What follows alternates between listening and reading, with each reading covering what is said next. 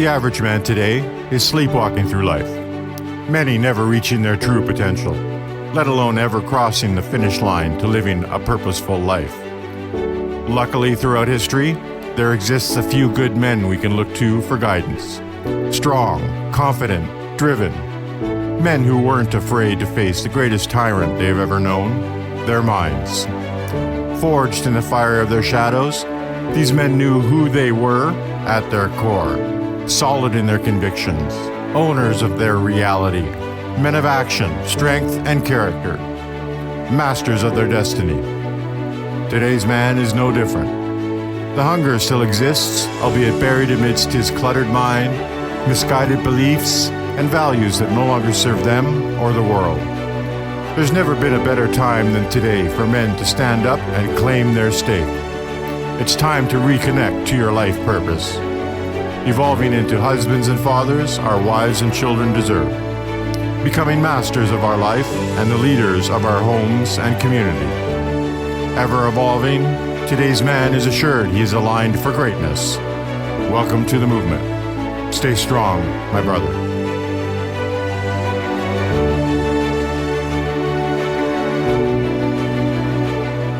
Welcome, brothers.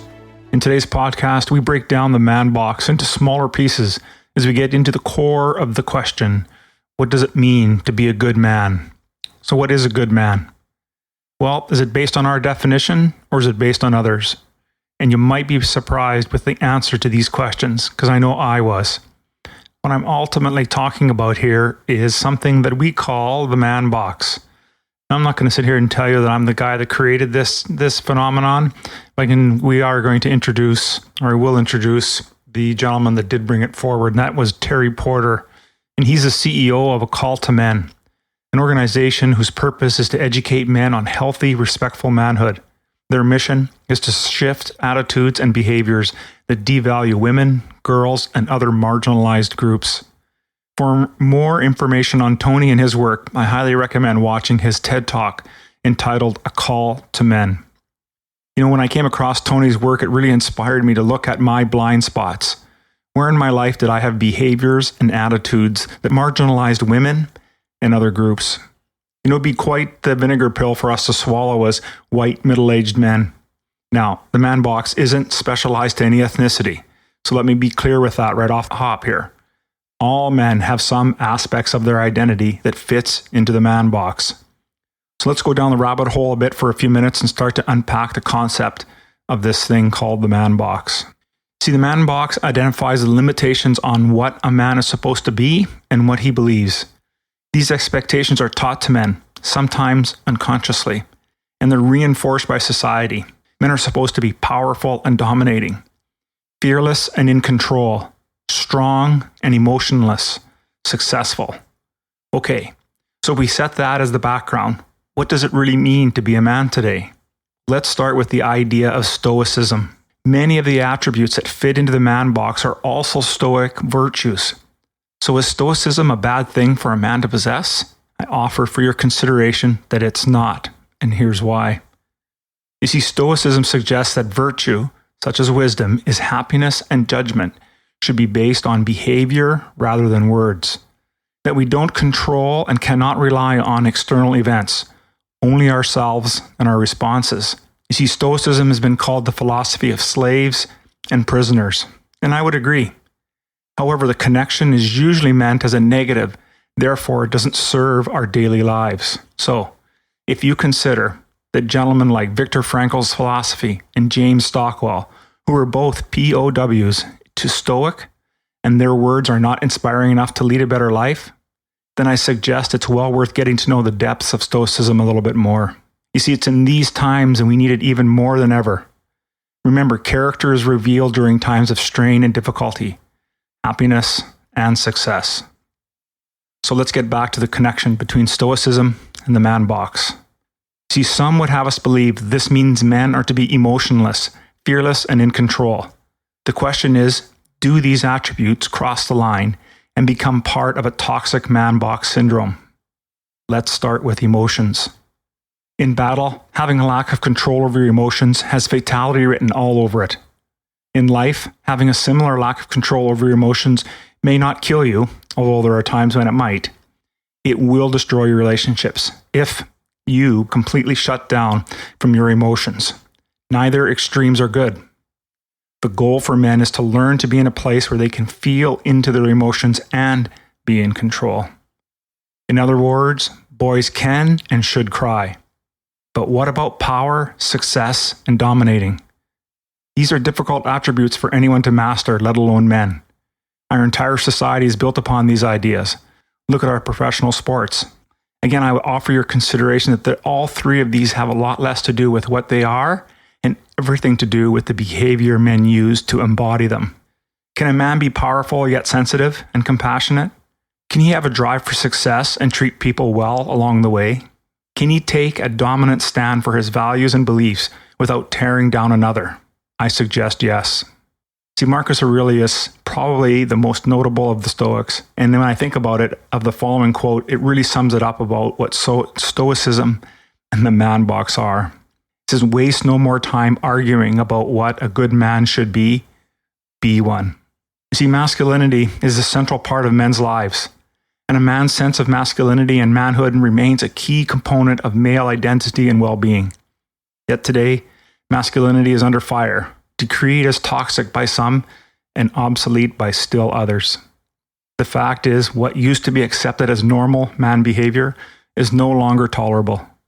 That doesn't mean as men we need to lose our masculinity. It does mean that we need to wake up and realize that some of our old habits and beliefs about being a man may need to change. Let's think about our heroes. You see, the masculine image has evolved over time, hasn't it? We get it from movies, we watch our sports heroes and older siblings and mentors. Is today's man Clint Eastwood of the spaghetti westerns and Every Which Way But Loose movies? Is it Jonathan Goldsmith, the actor from the Dos Equis commercials, as the most interesting man in the world? Is it Gandhi or Mandela for their roles in changing a nation? Is it Tom Brady or Joe Namath for accomplishing what few ever have? Or is it your father or father figure that you admire? You see, each of these men has in their personality dark parts. None are flawless. All are vulnerable and all carry wounds from a previous generation. So to the point, we need to be very careful about how we choose our heroes. We need to separate the wheat from the chaff. Take from these so-called heroes the things that make them good men. There's a YouTube video about a 10-year-old boys football team with one of the boys giving the best motivational speech of his young life. Well, it's an amazing speech for such a young boy. In one part, as he's rallying his team to go beat the other guys, he mentions going after those sister lovers. Where did he get that idea? This is exactly what the man box is about. Teaching our young men and women about healthy masculinity and femininity. Both are required. You can't kill one without destroying the other. In the man box module, I refer to this as the sacred masculinity, or the centered masculine. Finding your masculine center requires us to move from society's expectations and instead find the qualities or traits that resonate with your essence and experiences. This means incorporating both masculine and feminine traits, using their energies in a manner that produces the most good for all. To me, the man box theory is about our identity as men. When thinking of it that way, I knew that there would be tons of angles that we could take on this topic. So to do that, we built a module in the Awakened Man entitled The Man Box. Now, over 10 lessons, we dissect every way that our identity can be formed. We start off with masculinity, looking at our identity. Much like the archetypes, we look at masculinity from 3 vantage points: toxic, soft, and centered masculine. We examine those beliefs about being a man, masculine and feminine traits, along with their extremes. Then we get into triggers. Trigger is something that sets off a memory tape or a flashback that transports us back to an event of an original trauma. And triggers are very personal. Different things will trigger different people. Triggers can be found in our shadows, and we learn how to identify those triggers and how to manage them. Next, we deal with our expectations. It's said that expectations are premeditated resentments. Yet, having expectations helps us to create and achieve things. Your expectations, more than anything else in life, determine your reality. When it comes to achieving your goals, if you don't believe you'll succeed, you won't. So, how do expectations fit into this man box? Well, the tricky thing about expectations is that they affect others as well. Have you ever had a low expectation of someone and then they proved you right? This and more are what we dive into when we deal with this topic. Then we talk about the meaning of success.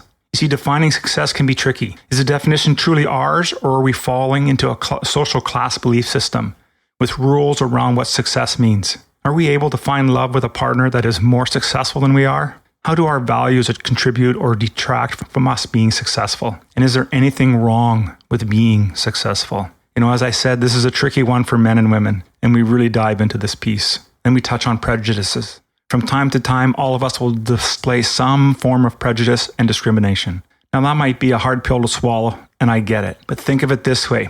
Have you ever made a blanket statement like, they're all like that, or that's just the way they are?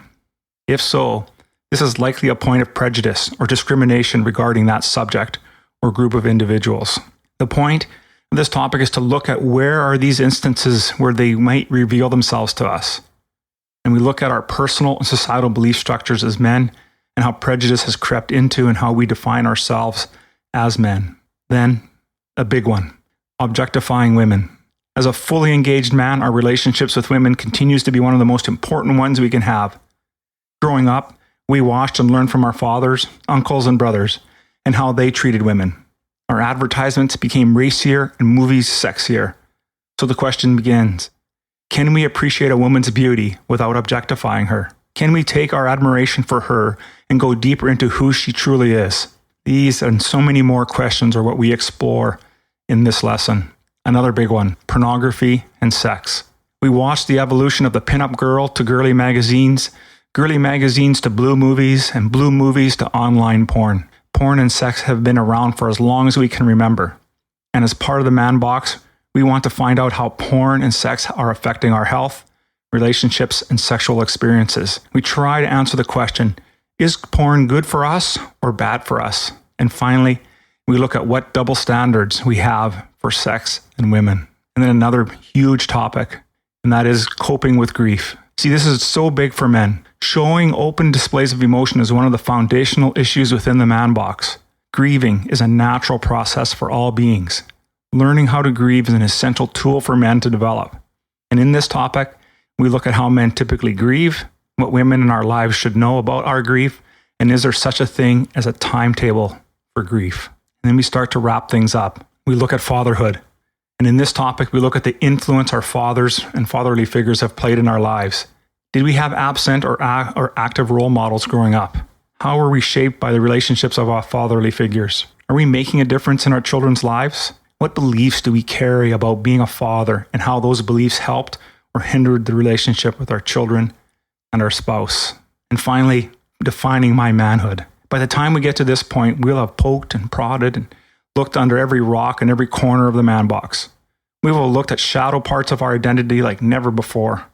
And we will have come to understand how our thoughts, words, and actions have created our version of the Man Box, and will create a definition of manhood that empowers our lives and those around us. See, we will be kings living in our fullest.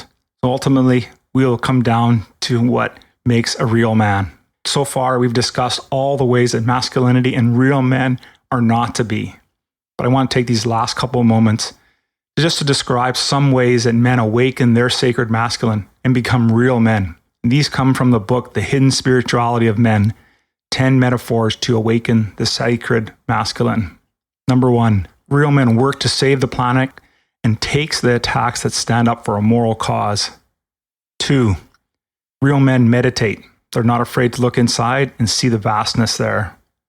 3, real men treat youth with respect.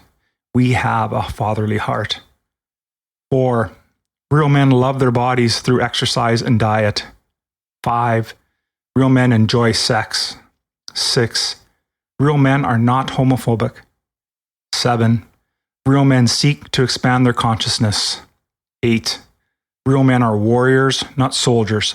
They learn to battle with oneself to overcome the temptations of power for power's sake, greed, power over, and power under. They seek power with compassion. 9, real men practice solitude. And 10, real men are not afraid of the dark night of the soul. There are so many more pointed out in this book. I just wanted to give you a few. So in conclusion for today's talk, it might sound like I'm professing the virtues of the man box, but rest assured that is not what I'm saying at all. What I'm saying is that each man, we need to define what manhood looks like for us. If it includes denigrating of women, pushing down other groups so you can be better, then you live deep within inside that man box. However, if you live consciously, aware of tendencies, behaviors, words, and actions that harm others while propelling yourself, then you have a fighting chance to step out of your man box and lead your family and community. Hey, I just want to say thanks for joining me today, and I look forward to our next encounter. Break out of your man box, my brothers. Thank you for listening to the Evolving Man podcast. Are you ready to own your destiny? To become more the man you are destined to be? Join the brotherhood that is The Awakened Man at theawakenedman.net and start forging a new destiny today.